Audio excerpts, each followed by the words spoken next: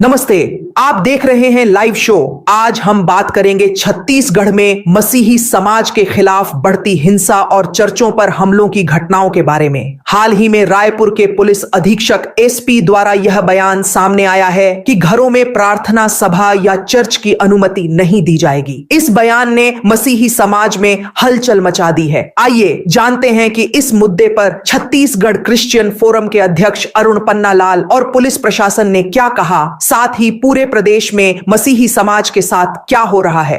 छत्तीसगढ़ में मसीही समाज के खिलाफ पिछले कुछ समय से हिंसा और भेदभाव की घटनाएं बढ़ रही हैं। रायपुर के एसपी ने हाल ही में एक बयान दिया कि घरों में चर्च या प्रार्थना सभा आयोजित करने की अनुमति नहीं दी जाएगी। इस बयान के बाद मसीही समाज में रोष है। छत्तीसगढ़ क्रिश्चियन फोरम के अध्यक्ष अरुण पन्नालाल ने इस पर कड़ा विरोध जताया है। अरुण पन्नालाल का बयान। अरुण पन्नालाल ने कहा, पुलिस प्रशासन का यह बयान संविधान का उल्लंघन है। संविधान के अनुच्छेद 25 के तहत हर नागरिक को अपने धर्म का पालन करने और प्रचार करने का अधिकार है। मंदिर, मस्जिद और गुरुद्वारे में प्रार्थना के लिए कोई रजिस्ट्रेशन नहीं मांगा जाता, लेकिन चर्च में प्रार्थना के लिए पुलिस रजिस्ट्रेशन की मांग करती है। यह दोहरा मापदंड क्यों? धमतरी में 37 चर्चों को बंद करवाया गया है और पुलिस हमारी शिकायतें दर्ज नहीं करती। उन्होंने आगे कहा, हम धर्मांतरण के लिए किसी को मजबूर नहीं करते। अगर हम धर्मांतरण करते तो पूरा हिंदुस्तान ईसाई बन जाता। पिछले 70 सालों में एक भी मामला ऐसा नहीं है जिसमें सिद्ध हो कि हमने गलत तरीके से धर्मांतरण कराया। पुलिस प्रशासन का पक्ष। रायपुर पुलिस प्रशासन का कहना है कि कुछ जगहों पर प्रार्थना सभाओं के नाम पर अवैध धर्मांतरण की शिकायतें मिली हैं, जिसके आधार पर कार्रवाई की जा रही है। रायपुर के अतिरिक्त पुलिस अधीक्षक एएसपी दौलत राम ने कहा, हम कानून व्यवस्था बनाए रखने के लिए काम कर रहे हैं। धर्मांतरण के आरोपों की जांच की जा रही है और दोषियों के खिलाफ कार्रवाई होगी। हालांकि मसीही समाज का आरोप है कि पुलिस उनकी शिकायतों को गंभीरता से नहीं लेती और हमलावरों के खिलाफ कोई ठोस कार्रवाई नहीं की जाती। छत्तीसगढ़ में मसीही समाज की स्थिति। पिछले कुछ वर्षों में छत्तीसगढ़ में मसीही समाज के खिलाफ हिंसा की घटनाएं बढ़ी हैं। 2021 से अब तक हिंदू ईसाई समुदायों के बीच 102 बार टकराव की घटनाएं दर्ज की गई हैं, जिनमें से 44 एफआईआर दर्ज हुई और 23 एफआईआर पिछले एक साल में। प्रमुख हॉटस्पॉट जिले हैं कि कोरबा, बलरामपुर, महासमुंद, दुर्ग, बिलासपुर, नारायणपुर, कांकेर, रायगढ़। चर्च तोड़े जाने की प्रमुख घटनाएं। 1.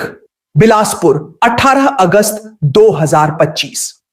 सरकारी जमीन पर बने एक चर्च को प्रशासन ने बुलडोजर से ढा दिया। हिंदू संगठनों ने आरोप लगाया कि प्रार्थना सभा की आड़ में धर्मांतरण हो रहा था। 2. रायपुर, 9 मार्च 2025। टाटीबंध के अनुकंपा विहार कॉलोनी में एक घर में संचालित चर्च में बजरंग दल के कार्यकर्ताओं ने तोड़फोड़ की। मसीही समाज के लोग दहशत में घरों में बंद रहे। 3. रायगढ़, 2 जनवरी 2025। ग्राम चौड़ा में एक निजी भूमि पर बने हॉल, जिसे चर्च के रूप में इस्तेमाल किया जा रहा था, को हिंदू संगठनों ने विरोध किया। प्रशासन ने हॉल को अपने कब्जे में ले लिया। 4. नारायणपुर, 3 जनवरी 2023। चर्च में तोड़फोड़ और पुलिस पर हमले की घटना हुई, जिसमें 10 लोग गिरफ्तार किए गए। 5. कांकेर, 12 अगस्त 2025। अंतागढ़ ब्लॉक के हवाचूर गांव में 8 परिवारों के 36 लोगों को चर्च से लौटने के बाद दौड़ा दौड़ाकर पीटा गया।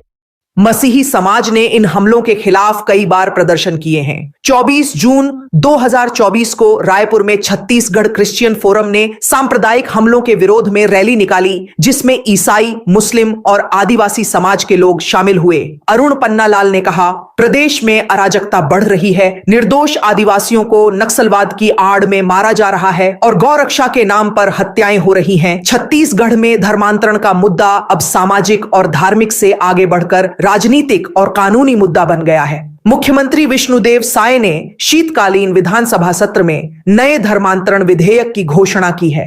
हालांकि मसीही समाज का कहना है कि यह कानून उनके खिलाफ पक्षपातपूर्ण तरीके से इस्तेमाल किया जा सकता है। छत्तीसगढ़ में मसीही समाज के खिलाफ हिंसा और चर्चों पर हमले चिंता का विषय है। एक तरफ जहां पुलिस प्रशासन कानून व्यवस्था की बात कर रहा है, वहीं मसीही समाज संवैधानिक अधिकारों के उल्लंघन का आरोप लगा रहा है। क्या यह विवाद सामाजिक तनाव को और बढ़ाएगा या इसका कोई समाधान निकलेगा? यह सवाल अभी अनुत्तरित है। हमारी अगली खबर तक बने रहिए हमारे साथ, देखते रहे लाइव शो। धन्यवाद।